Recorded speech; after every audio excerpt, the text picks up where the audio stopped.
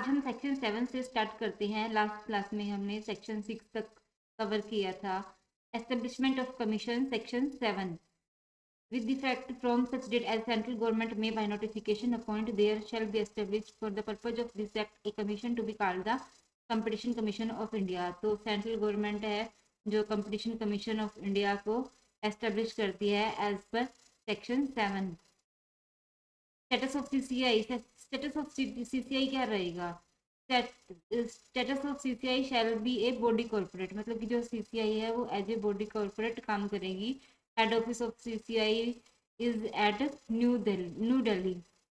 Then composition of commission as per section 8। Composition of commission में कौन कौन होंगे? एक चेयरपर्सन होगा और उसमें मिनिमम 2 मेंबर होंगे और मैक्सिमम कितने मेंबर हो सकते हैं? 6 मेंबर हो सकते हैं, जो कि सेंट्रल गवर्नमेंट अपॉइंट करती है। Qualification criteria of chairperson and member, इनका क्वालिफिकेशन क्राइटेरिया कितना होगा? उनको professional experience of not less than 15 years का होगा in the field of international trade, economics, business, commerce, law, finance, accountancy, management, industry, public affairs or competition matters including competition law and policy. और जो ये होंगे shall be whole time members होंगे, chairperson and members.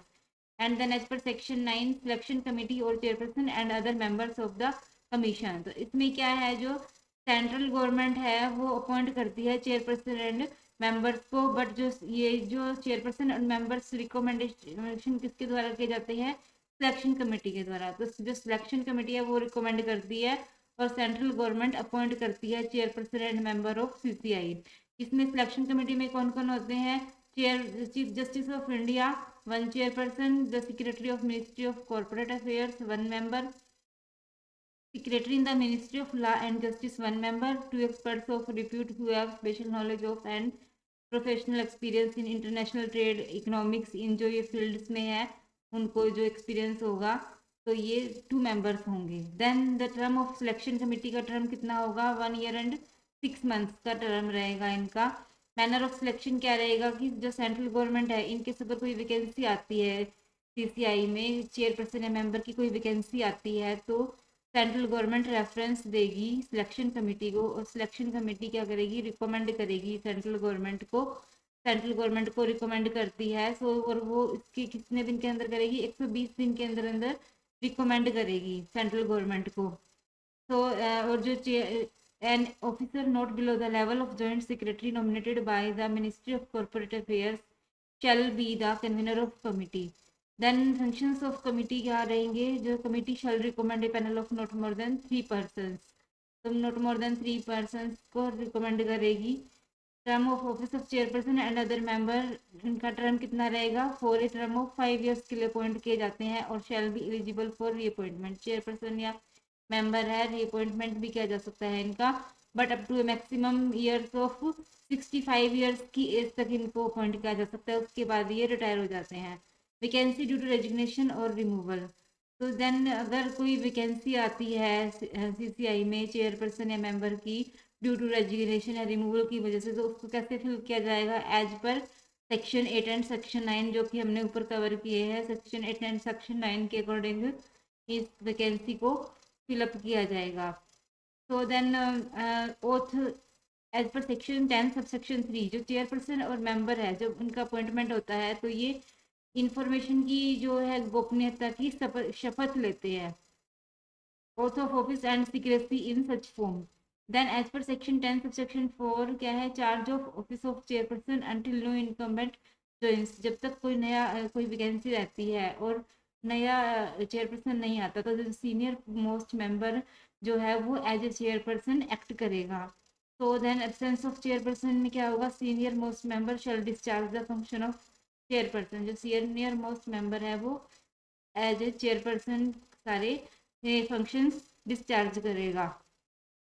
यहाँ पे एक example भी दिया है, इसमें दिया गया है कि मिस्टर विनीत कुलकर्णी ये retired 1985 batch IRS officer attain the age of 61 year, तो उन्होंने 61 ईयर्स की एज अटेन कर ली थी। On 31 December 2020 the central government appointed him as the chairperson of competition commission of India with effect from 4 January 2021. You are required to state with reference to the provisions of Competition Act 2002. तो इसमें क्या है? 61 year की as में appoint हुए हैं ये, तो मैक्सिमम कितने साल तक काम कर सकते हैं, 4 इयर्स तक काम कर सकते हैं, up to age of 65 years तक ये काम कर सकते हैं। और इनका he will have to vacate the office on 31 December 2024, so when he attains the age of 65 years. So then there is section 11, resignation, removal and suspension of chairperson and other members. तो इनका क्या रहेगा कि resignation, removal और suspension criteria दिया हुआ है chairperson and other members का। तो इनका रहेगा until the expiry of 3 months from the date of receipt of such notice, or until a person duly appointed as his successor enter upon his office, or until the expiry of his term of office, whichever is earliest. तो removal of chairperson के बारे में बताया गया है कि criteria क्या रहेगा। Removal of chairperson member by central government, जो सेंट्रल गवर्नमेंट है इन केसेस में इनको रिमूव कर सकती है। जो हमने पहले भी रेरा में भी पढ़े थे ये क्राइटेरियाज, इज और at any time has been adjudged as an insolvent, has engaged at any time during his term of office in any paid employment, he has been convicted of an offence which in the opinion of central government involves moral turpitude, or has acquired such financial or other interest as is likely to affect prejudicially his function as a member, or has abused his position and has become physically or mentally incapable of acting as a member. So then as per section 11 subsection 3, removal of member on account of specified reason only by supreme court. तो जो supreme court है only specified reason में क्या करेगी, remove कर सकती है। उसके लिए 2 केसेस हैं, क्लोज डी एंड क्लोज ई, जो रेरा में भी था यही पॉइंट्स। जो फाइनेंशियल इंटरेस्ट इन्वॉल्व है या अपनी पोजीशन को अब्यूज किया है, तो उस केस में क्या है, सुप्रीम कोर्ट इसमें इसमें सीसीआई में सुप्रीम कोर्ट इंक्वायरी बिठाएगी और रेरा में हाई कोर्ट ने इंक्वायरी बिठवाई थी। तो इसमें जो सुप्रीम कोर्ट इंक्वायरी बिठाएगी उसके बाद ही इनको क्या कर सकती है, रिमूव कर सकती है। So restriction on employment of chairperson and other members in certain cases as per section 12 क्या है, जो चेयरपर्सन और मेंबर है यहाँ से सीसीआई से रिजाइन करने के बाद 2 साल के अंदर अंदर वो एम्प्लॉयमेंट नहीं ले सकते उसमें प्राइवेट कंपनी में जिसका उन्होंने अपने टेन्योर में केस हैंडल किया था या किसी का केस पेंडिंग है। तो इसका रीज़न ये है कि जिनका उन्होंने केस हैंडल किया था और वो केस कंप्लीट हो चुका है, तो ये माना जाएगा कि उन्होंने अपनी जान पहचान का गलत इस्तेमाल किया और उसकी वजह से वहाँ पे एम्प्लॉयमेंट ले ली। और अगर कोई केस पेंडिंग है तो उस केस में ये माना जाता है कि वो अपनी जान पहचान का गलत इस्तेमाल करके जो डिसीजन को अपने फेवर में करवा रहे हैं। तो ये चीज़ें इस चीज़ के लिए इस चीज़ को रिस्ट्रिक्ट किया गया है for a period of 2 year. But ये कंडीशन जो है सेंट्रल ये गवर्नमेंट कंपनी के केस में एप्लीकेबल नहीं होगी। तो then there is section 13, administration power of chairperson क्या रहेगी, as a power of general superintendence की पावर रहेगी उनकी ऑल एडमिनिस्ट्रेटिव मैटर्स के regarding. Salary and allowances and other terms and conditions of service of chairperson and member क्या decide करेगी, central government करेगी। तो इनकी क्या है, चेयरपर्सन की सैलरी कितनी है, 4 लाख पर मंथ रहेगी और मेंबर्स की 3,75,000 पर मंथ, जो कि 25,000 रुपये कम है चेयरपर्सन की सैलरी से। Vacancy not to invalidate the proceedings of commission, कोई ऐसी वैकेंसी जो सीसीआई में वैकेंसी है तो वो किसी भी सीसीआई की प्रोसीडिंग को इनवैलिड नहीं करेगी, सीसीआई की प्रोसीडिंग्स वैलिड रहेंगी। Appointment of director general as per section 16, तो central government to appoint director general, जो सेंट्रल गवर्नमेंट है डायरेक्टर जनरल को अपॉइंट करती है। तो देन हम आगे बढ़ते हैं इसके रिगार्डिंग। ये एक कॉमन पॉइंट्स दिए हुए हैं हमें, आगे हमें दिया हुआ है। अभी हम चैप्टर 4 पे आते हैं, duties powers and functions of commission.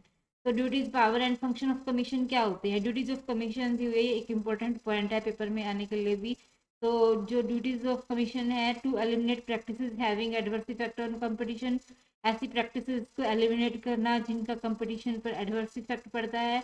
To promote and sustain competition in market in India, to protect the interest of consumer, to ensure freedom of trade carried on by other participants in market in India। In overall मतलब healthy competition को promote करना है market में, इनकी duties हैं। तो then inquiry into certain agreements and dominant position of enterprise as per section 19, जो inquiry बिठाती है सीसीआई। तो then procedure of for filing of information और रेफरेंस, रेगुलेशन 12 में क्या है, अगर कोई उनके पास कंप्लेन आती है कि यहाँ पे कोई कंपटीशन को एडवर्सली इफेक्ट हो रहा है तो उस केस में क्या रहेगा, इंफॉर्मेशन और रेफरेंस और responses thereto the commission shall be presented to the secretary को दिया जाएगा, इन पर्सन दिया जाएगा, इन राइटिंग दिया जाएगा, या फिर रजिस्टर्ड पोस्ट से भी दिया सकता है। और ये डॉक्यूमेंट्स क्या होंगे, सीरियल नंबर रहेंगे। और फिर देन क्या है, ये document shall be deemed to have been presented to the secretary on the day which it is received in office. जिस दिन उनको ये अपने ऑफिस में रिसीव होगा उस दिन माना जाएगा कि deemed to have been presented to secretary. Then as per section regulation 13 में क्या है, इलेक्ट्रॉनिक फॉर्म में जो है इसकी दी गई है कि हम सेक्रेटरी को कंप्लेन कर सकते हैं, और इसमें ऑथेंटिकेटेड विद डिजिटल सिग्नेचर से डॉक्यूमेंट्स को ऑथेंटिकेटेड किया जाएगा। तो then as per regulation 23 filings before commission दिया हुआ है। इसमें फॉन्ट साइज के बारे में बताया गया कि हमें टाइप ऑफ फॉन्ट क्या रखना पड़ेगा, एरियल 12 फॉन्ट साइज होगा और पेपर का साइज A4 रहेगा। तो ये हमें इसके लिए भी क्वालिटी के बारे में बताया गया है। फॉन्ट साइज की फीस डिस्क्राइब की गई है, क्योंकि जो भी कंप्लेन करेगा डॉक्यूमेंट्स लगाएंगे और उनको फीस भी देनी होगी, ताकि ऐसे ही कोई भी ऐसे कंप्लेन फाइल ना कर दे। फीस इसके लिए डिस्क्राइब की गई है, ₹5,000 in case of individual or HUF and 10,000 in case of NGO, consumer association और कोऑपरेटिव सोसाइटी और ट्रस्ट के केस में, and ₹40,000 in case of firm और कंपनी के केस में having turnover in the preceding year up to ₹2 crore, और 1 lakh in case of firm और company having turnover in the preceding year exceeding ₹2 crore and up to ₹50 crore, and 5 lakh in the cases not covered under clause above A, B, C और D. Then power of and functions of CCI के बारे में बताया गया है as per section 19 subsection 2। तो इसमें क्या क्या गया, factor determining and appreciable adverse effect on competition. ऐसे कौन से फैक्टर है जो माने जाते हैं कि जिनका कंपटीशन पर एडवर्स इफेक्ट है। ये पेपर में इंपॉर्टेंट है और ICI का फेवरेट क्वेश्चन है, तो आप इसको ध्यान रखिएगा कि ये कौन से फैक्टर है जो माने जाते हैं कि जिनका कंपटीशन पर एडवर्स इम्पैक्ट है। तो ये है creation of barriers to new entrants in the market, यानी कि न्यू एंट्रेंट्स को मार्केट में आने से रोकते हैं जो ऐसे factors, and driving existing competition out of market, जो एग्जिस्टिंग कंपटीटर्स को मार्केट से आउट करते हैं। ऐसे फैक्टर्स वो माने जाते हैं कि उनका कंपटीशन पर एडवर्स इम्पैक्ट है। For closure of competition by hindering entering into markets, accrual of benefits to consumers, and improvements in production or distribution of goods or provision of services, promotion of technical, scientific and economic development by means of production or distribution of goods or provision of services. Then there are described factors determining abuse of dominant position। ये जो factors दिए गए हैं, ये सारे जो factors हैं हम अब्यूज ऑफ डोमिनेंट पोजीशन में कंसिडर करते हैं। तो ये एक ओपन बुक पेपर है, तो आप इसको यहाँ से कवर अप कर सकते हैं। So there are factors determining relevant market as per section 19(5)।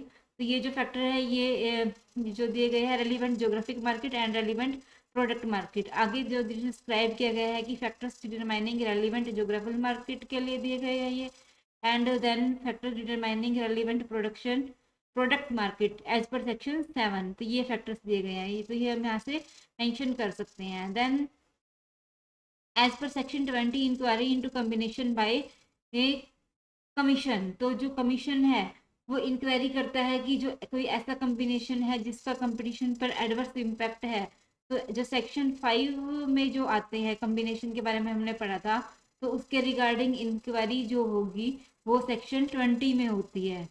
तो सेक्शन 20 में इंक्वायरी बिठाई जाएगी। जो सेक्शन 5 के रिगार्डिंग कोई कंप्लेन आती है कमीशन के पास, तो सेक्शन 20 में जो कमीशन है वो इंक्वायरी बिठाएगा, और कि कौन से ऐसे फैक्टर्स है जिनका कंपटीशन पर एडवर्स इम्पैक्ट है। Inquiry into whether a combination cause or likely to cause a इजी, तो इसमें एक इंक्वायरी बिठाएगा commission. Then review in value of assets or turnover section 20 subsection 3। जो हमने इसमें क्या लिखा है कि सेंट्रल गवर्नमेंट है shall on the expiry of a period of 2 years from the date of commencement of this act and thereafter every 2 years in consultation with the commission by notification enhance or reduce on the basis of the wholesale price index or fluctuations in exchange rate of rupee or foreign currencies। जो commission है वो value of assets है, value of turnover की limit को कम या ज़्यादा कर सकता है। जो टेबल हमने पहले पढ़ी थी तो उसको चेंज भी कर सकता है time to time. Factor determining combination as AAEC का मतलब क्या है, adverse appreciable adverse effect on competition. तो ये है इसलिए, तो इन द रेलिवेंट मार्केट, ये जो फैक्टर्स दिए गए हैं इसके रिगार्डिंग दिए गए हैं। तो then we come at section 21 reference by statutory authority.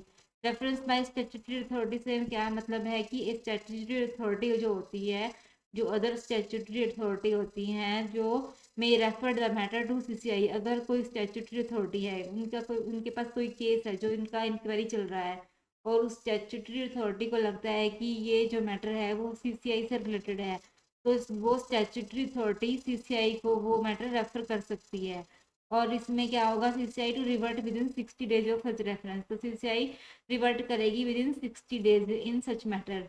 Then reference by commission. और इसी तरह अगर CCI के पास कोई केस आता है जिसकी इंक्वायरी चल रही है, और CCI को ऐसा लगता है कि ये मैटर किसी और अथॉरिटी से रिलेटेड है, जैसे इनकम टैक्स अथॉरिटी से रिलेटेड है, GST अथॉरिटी से रिलेटेड है, ED से रिलेटेड है, एनफोर्समेंट डायरेक्टरेट से, और या पामला से रिलेटेड अथॉरिटी से रिलेटेड केस है, तो वो इन रेलिवेंट अथॉरिटीज को ट्रांसफर कर सकती है उस केस को। और such authority shall revert within 60 days. So then there is meeting of commission section 22 and meeting के बारे में बताया गया है कि the commission shall meet at such time and places and observe such rules and procedure। and then absence of chairperson में क्या होगा, if chairperson is unable to attend a meeting of the commission, the senior most member present at the meeting shall preside at the meeting। and vote of majority क्या होगा कि majority of members present and voting। And in the case of equality of votes में क्या होगा, जो chairperson है shall have a second और casting vote होगा उनके पास। क्योरम ऑफ मीटिंग क्या होगा, shall be 3 members. Then section 26 क्या है, procedure for inquiry under section 19। जो इसका प्रोसीजर क्या रहेगा इंक्वायरी का, जो सेक्शन 19 में इंक्वायरी बिठाई गई थी तो उसमें प्रोसीजर बताया गया है सेक्शन 26 में।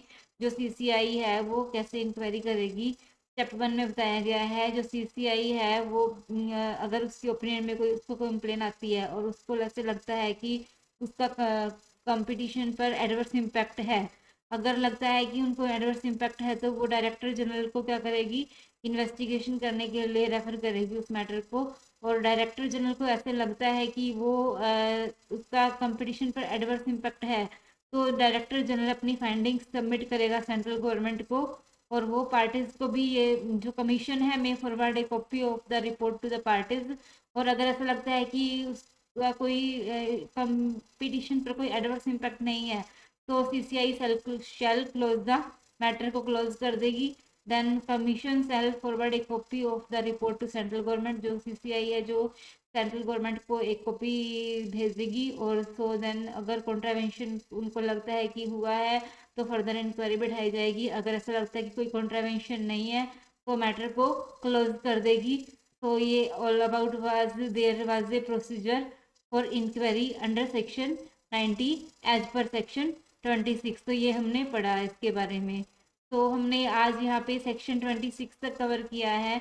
कल से हम सेक्शन 27 से स्टार्ट करेंगे। आप मेरी लास्ट क्लासेस को अगेन एंड अगेन अच्छे से पढ़ते रहिए। अगर आपको इनकेस कोई प्रॉब्लम आती है तो आप मुझे कमेंट में मेंशन कर सकते हैं, so that I can answer easily. तो please like share and subscribe this channel, and बने रहिए इस चैनल के साथ। हम आगे और वीडियोस लेकर आएंगे आपके लिए।